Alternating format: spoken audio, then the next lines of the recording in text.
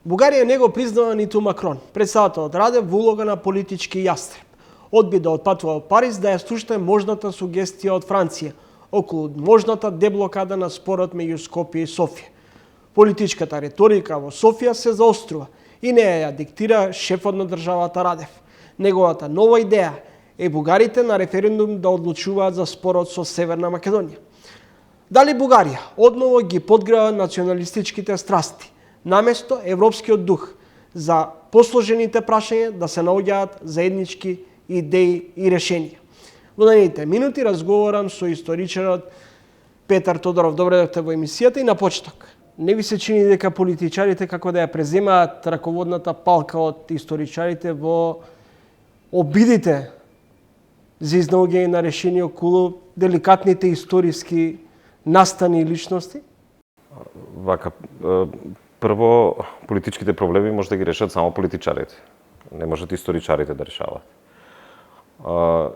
Историчарите имаат свој пристап во работата, тие не треба да бидат исклучени од проблемот и тие се дел понекогаш од проблемот, но ќе кажам политичките проблеми треба они да ги решават. Она што може би не е добро е тоа кога политичарите говорат за историјата. Значи во отсуство на нудење на конкретни решенија на сегашниве проблеми, често пати политичарите тие кои одноставно немаат друг подобар капацитет, нудат поубаво минато, го разубавуваат минатото. И тоа е проблем бидејќи со тоа само се усложнуваат проблемите и притоа морам да кажам дека во тие пристапи, тие политичари, тие не ја бранат сушност историјата и не бранат некакви си национални идентитети или интереси, туку повеќе креираат една политичка митологија која е спротивна на науката, на историската наука. Зошто повторно се подгреваат националистичките тензии во двете земји? Имаше обиди, има обиди од дел од влијателните европски партнери за посредување, дури францускиот председател Макрон иницираше средба за деблокада на македонско-бугарскиот проблем, меѓутоа бугарскиот председател анблок ја отфрли иницијативата премиерот и председателот да отпатуваат во Париз. Дали ова е пред се политички проблем или историски проблем? Пред се е политички проблем. Точно дека има спор меѓу две историографии, но не може историографски проблеми да бидат издигнати толку високо на политичко ниво и не може една држава да вара на друга држава како да се дефинира себе си, својот идентитет, конкретно станува збор за македонците, и станува збор за политички проблем и само политички може да се реши. Каде го гледате излезот од ќорсокакот меѓу двете земји? Решението е на тоа што го велат. Европски принципи, да се меѓусебно почитување и многу работа на проекти кои ќе доведат до зближување на двата народи и намалување на тие антагонизми кои постојат во моментов и кои сега се поголеми отколку пред подпишувањето на односно пред 2019 со усвојувањето на рамковната позиција во. Зошто се доведовме до ваква состојба? Јас би рекол не подпишувањето на договорот, туку 2019 октомври месец кога најпрво во бугарската влада, а потоа и собранието и усвоите рамковна позиција и беше надоградено со тој објаснувачки меморандум од страна на владата на Република Бугарија за преговарачката рамка на Европската комисија за почеток на преговори со Македонија. И тука настана тие проблеми, тука не знам што видела софиската влада, не би сакал тука да не влегувам и да шпекулирам, но едноставно тоа ги влоши односите и сега се на најлошо ниво можеби од 60-тите години кога тој судир помеѓу Југославија и социјалистичка Македонија и Народна Република Бугарија бил исто така голем. Со вето или без вето во диалогот меѓу двете земји, не ви се чини дека од историски наративи всушност проблемот прераснува во меѓудржавен спор? Овој спор кој го имаме ние денеска не е нов. Тоа да многу важно да се каже, тој постои, значи веќе од 48 некои видели многу порано, некои видели малце повисоко во поблиску до нашето време. Тој спор е постои долго време, на моменти добива на интензитет, на жестина, како што имаме сега таков случај. Да, тој станува спор меѓу двете држави, бидејќи е, нели, реално е политички спор. Она што треба елитите во двете држави да обрнат внимание е да овој спор помеѓу тие елити, помеѓу политичарите, помеѓу одредени интелектуалци да не прерасне во спор помеѓу двата народа. Доколку дојдеме во фаза да тој спор прерасне во спор меѓу двата народа, тоа ќе биде уште потешко за решавање. Ние не смееме да се доведеме во ситуација дека имаме историски непријател, бугарите се историски како народ, како целина зборувам, непријател историски или пак обратно. Бугарите ја смета за македонците дека им се историски непријател, како што имаме случај со албанците и со србите. Во таков случај решањето на тој проблем ќе биде речиси невозможно во вакви услови кои денеска постојат на Балканот и со вакви сваќања кај политичките елити на Балканот. Во разговорите меѓу двете комисии, зашто досега сте успеале да се согласите, а каде има најголеми разлики? Значи, разликите, прво од крајот ќе започнам, разликите се во различниот пристап и методологија за работа.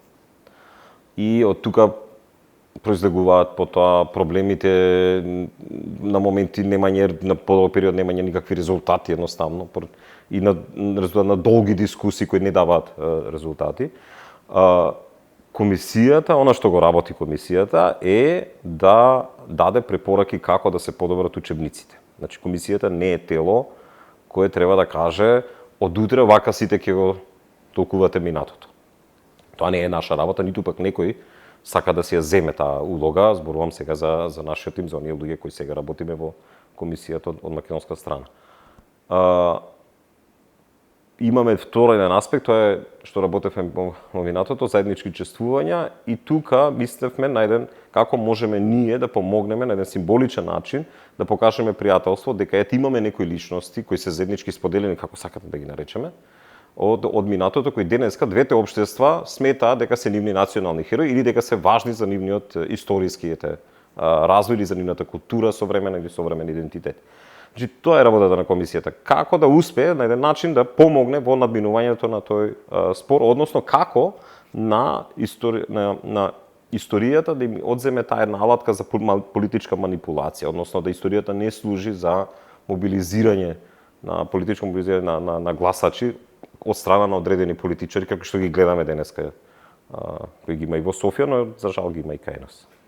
Дали историчарите се заробеници на одредени политички влијанија и во двете средини? Вака, историчарите тоа подразбира, кога ќе кажеме така членува, значи дека сите она што е карактеристично за Македонија, но не само за Македонија, зборувам генерално за Балканот, да не одиме подалеку. Тие доминантните пристапи се често излегуваат од онаа рамка на наука и на научен пристап. Често гледаме политички митови доминираат во историскиот наратив во општествата. Така што да, можеби треба да повеќе не да се охрабрат сега, да не користам такви термини, но историчарите да си ја вратат науката во себе си, да не им ја дадат на луѓе кои ја злоупотребуваат за политички цели.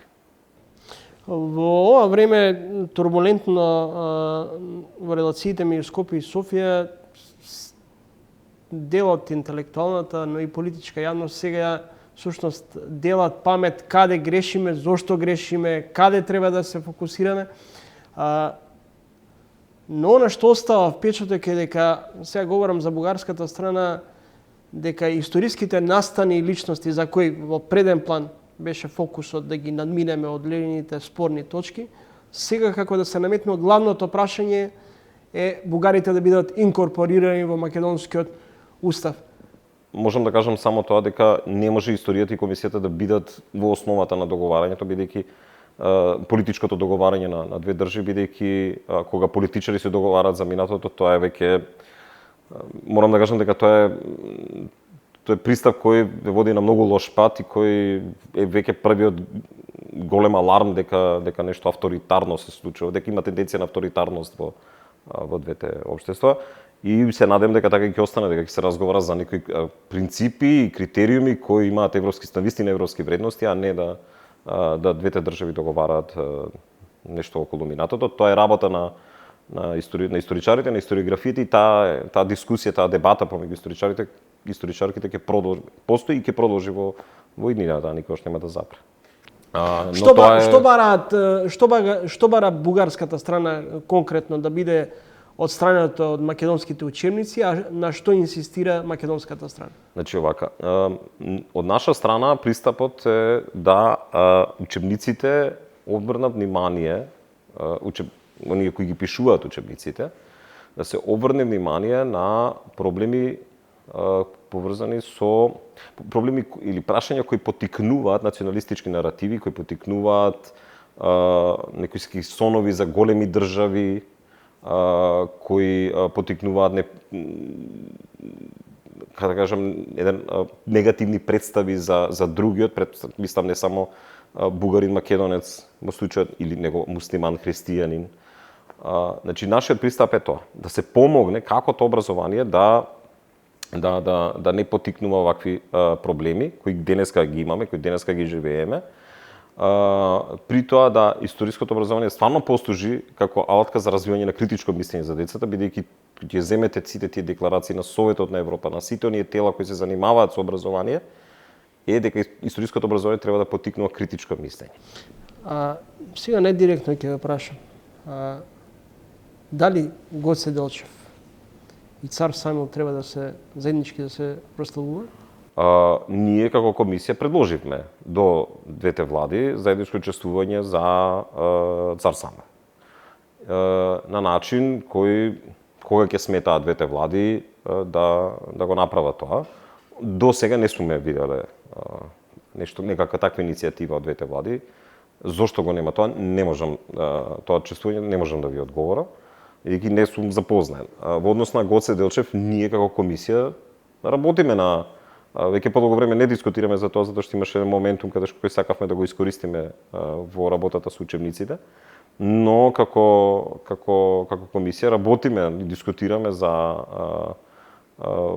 причините зошто би можеле Гоце Делчев евентуално заеднички да го чествуваат двете држави, при што од наша страна постојано се истакнува дека многу е важно да се укаже во тој предлог зошто Гоце Делчев е важна историска личност и за нас во Македонија и зашто е важна личност во Бугарија, а не да утврдуваме некакви си идентитети, биографски карактеристики кои се горе-доле познати на јавноста во двете држави. Значи мора тој предлог да биде заснова на вистина на европски вредности, како што пишува во самиот договор за добрососедство и пријателство меѓу Република Македонија и Република Бугарија. Тезата дека за националниот идентитет не преговараме, а за историјата ќе се договориме, во сама основа е апсурдна. Потписот за заедничка историја со Бугарија и формирањето на историска комисија е грешка. Изјави денуваме поранешниот македонски претседател и екс-премиер Бранко Црвенковски. Што вие мислите? Како и многу пати, Бранко Црвенковски не ги разбира работите. Има една работа што морам да ја кажам. Дегутантно е голема хипокризија има во кога ќе видите да еден човек кој перцепирам во општеството дека е една од причините за ова денеска што ни се случува. Има голема хипокризија кога човек кој е одговорен за ова денес, еден од луѓето кои се одговорни за ова денеска што ни се случува во општеството на економски и општествен на секој план, да морализира на таков начин, нема нешто поодвратно во македонското општество.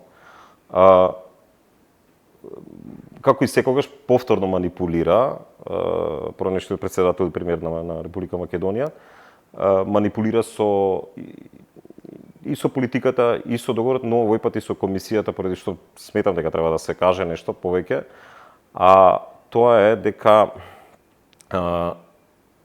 заедничка историја на оној начин како што сме го кажале ние што значи, дека народите на Балканот, во Европа, во светот споделуваат работи од минатото, е нешто што не може да го негираме. Ви благодарам за гостувањето во емисијата. Благодарам за поканата. Поштовани гледачи, тоа беше историчарот Петар Тодоров, член на Комисијата за заеднички и историски и образовни прашања, како и член на Институтот за национална историја.